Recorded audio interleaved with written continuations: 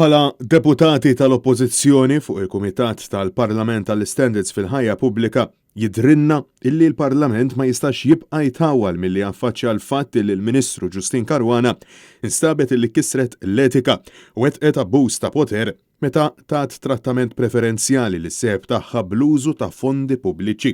Sostnu dan il-kelliem għall-Ġustizzja Karola Aquilina flimkien mal-kelliem għall-Governanza tajba Feris Komodini Kakija fejn insistew illi għalhekk huma kitbu lill-Speaker biex din il-ġimgħa stess isejjaħ laqgħa tal-Kumitat tal-Standards fil-ħajja pubblika u jekk huwa diffiċli li ssir laqgħa din il-ġimgħa huma qed jinsistu disposti li iltaqgħu meta jrid il-ġimgħa d-dieħla.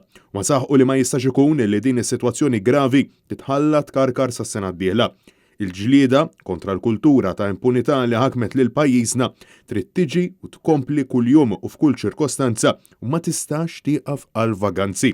Ma sostnew illi jemmnu li l-kol kemm huma qegħdin fil-Parlament sabiex jirrappreżentaw il-poplu saħħu li f'din il-pożizzjoni għandhom l-obbligu li jiżguraw imġiba tajba u xirqa. Barra minn hekk, il-Kostituzzjoni ta' Malta tobbliga lill-Gvern sabiex jirrispondi lill-Parlament u tobbliga lill-Parlament biex ikun assiss fuq il-Gvern. Karola Aquilina u Feris Komodini Kakija temmew jgħidu li l-gravità tas-sitwazzjoni tal-Ministru Ġustin Caruana tobbligahom li ma jibqgħux ċassi u li jemmnu li l-Speaker għandu jieħu l-passi meħtieġa u jiżgura li l-Kumitat tal-Standards fil-ħajja pubblika jiltaqa' b'mod urġenti.